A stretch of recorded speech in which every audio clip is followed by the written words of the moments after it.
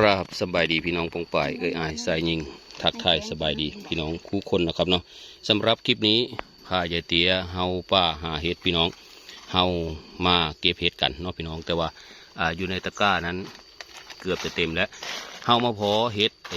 ทานเลือดพี่น้องเก็บคือพี่น้องเบิ่งดูยายเตี้ยนี่อันนี้คือเห็ดทานเลือดพี่น้องเห็นนำอยู่บ่พี่น้อง ดำคุมุมนะครับแต่ว่าเยื่อบานแห้งพี่น้องเลยบานแห้งก็มีเป็นเพื่อนเนาะพี่น้องเนาะเก็บซาๆพี่น้องเบิ้งนี่เต็มกระตาอัญญะพุ่นเลยพี่น้องกระตาจะเตี้ยกับสีความเบิ้งเอาพี่น้องเอ้ยเห็ดทานเลือดค่อยนี่แหละเหยียบ ดอกแตะเลยพี่น้องเลยเก็บเพื่อพี่น้องเบิ้ง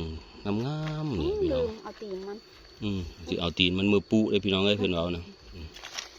นี่ตรงนี้อีกอันนี้คือเห็ดทานเลือดเด้อพี่น้องเด้อเดี๋ยวเตี้ยบ่ยอมตัดตีนเพิ่นสิเอาเสือกลับไปปลูกอยู่บ้านพี่น้องเนี่ยนี่ดอกนี้ค่อยปืดไว้แหละเอา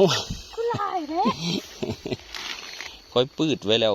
จะสิบัดเต็มบุรีพี่น้องอันนี้คือผมปืดไว้แล้วทาจะเตรียมมาเก็บเนี่ยแมนเบิดเลยพี่น้องเลยอันนี้คือเห็ดทานเลือดอันนี้ก็แมนได้พี่น้องเป็นหมูอยู่ข้างในเนี่ยอันนี้ก็แมนอันนี้ก็แมนเดี๋ยวเบิ้งจะเตี้ยเก็บพี่น้องให้จะเตี้ยเก็บให้เบิ้งอันศาสตร์กองเร็วกับยานนั่นอันยันพี่น้องวินโหสวยงามพี่น้องมือนี้เต็มกระตาอันนี้อีคือเก้าพี่น้องเลยมือนี้นะมีเท้าป้าหลายมือพี่น้องก็เลยแวะเอามาเบิ้งพี่น้องนี่เก็บให้พี่น้องเบิ้งบ่ยอมตัดตีนเด้อพี่น้องเด้อขอโทษขออภัยเพิ่นละเอามือปุใส่สวนเพิ่นเอ็ดโคกน้องนาไว้พี่น้องทำโคกน้องนาไว้ก็เลยเก็บเห็ดแล้วก็เอาเชื้อเขากลับไปด้วยนี่สองดอก2 ดอก 3 ดอกนะครับนี่มันก็เต็มกระยังเลยค่ะเต็มกระยังเลยได้พี่น้องเลยไปฝากไว้ยูรถเอาไปฝากไว้ยูรถนะเบิ้งพี่น้องดอกใหญ่ดอกพี่น้องเป็นเกลือแล้วอันนี้มันเป็นเกลือกระยาเก็บเอาไปทำเชื้อสาเหตุที่เอาดอกเทากะเอาไปเอ็ดเสือเด้อพี่น้องเด้อจะว่าโอ้ยเก็บเอาคักเอาเนี้ยพอดีเอ็ดโคกน้องหน้าไว้เนาะพี่น้องก็เลยจะเอาเก็บจะเก็บเอาดอกเทาดอกนะมันเนี่ยไปงัดแห้งหลายโอ้ยเนี่ยเขาไปแต่พี่ก็เห็นไปงัดแห้งเลยเดี๋ยวนี้เอ็ดเชื้อเนาะเอาไปเอ็ดเชื้อพี่น้องนี่ข้างในพี่เนี่ยเห็นบ่พี่น้องเห็นบ่นี่ก็ใช่นะฮะพี่เพื่อนเนี่ยตีนผมยืนเว้าที่ผมยังเย็บพี่น้องนี่อันนี้ก็แมนนี่อันนึงแมนเบิดนี่เอ้าผูกข้างหน้ามาน้อยก็ยังน้อยพวกพี่น้อง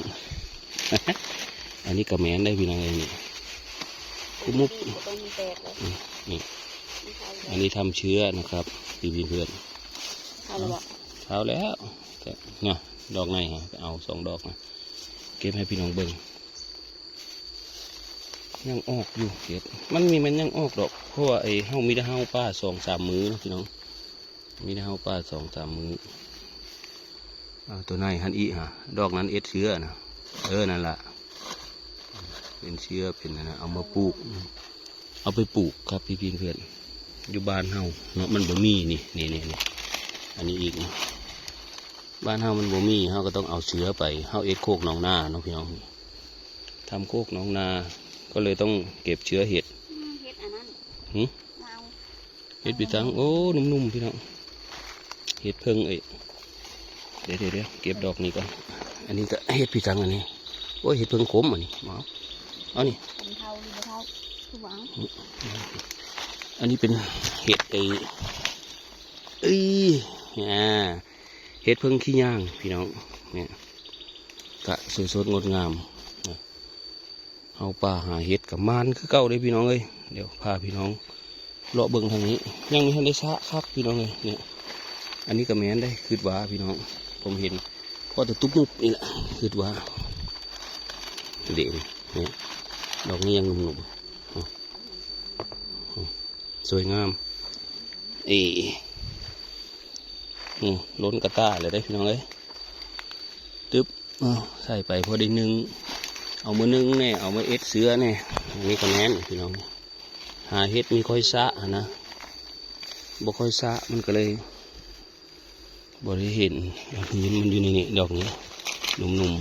ๆนี่เฮาบ่ค่อยซะนะพี่น้องเก็บเอาแต่ดอกบานใหญ่อันนี้นะเนี่ยเต็มกระตาอันเนี้ย เจ้าออกไปจ้ะ เดี๋ยวเบิ่งน้ำมันนี้ก่อนคิดว่านะฮะนะแม่นบอกนะ ใส่ จากแต่ถุงกับบุมีเดี๋ยวมาเบิ่งน้ำมันนี้ดูทางนี้หมู่เดียว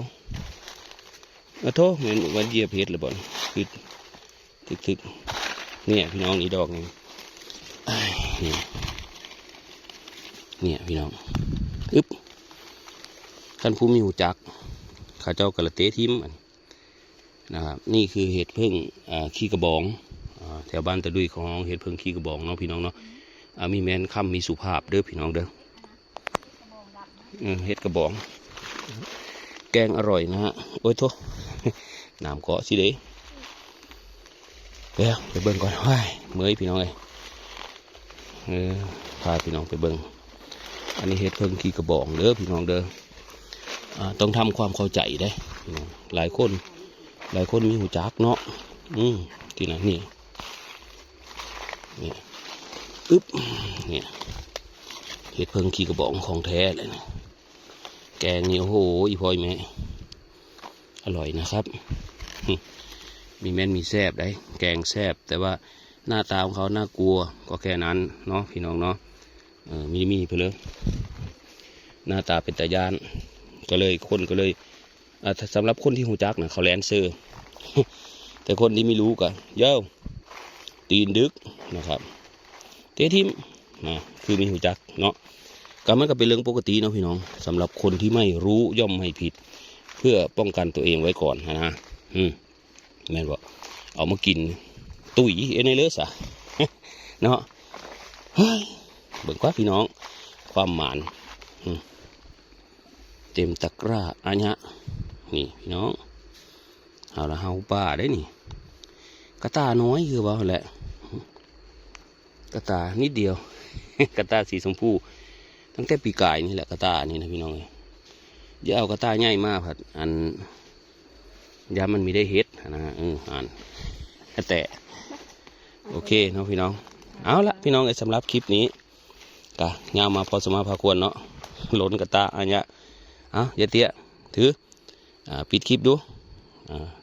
บ๊ายบายพี่น้องดู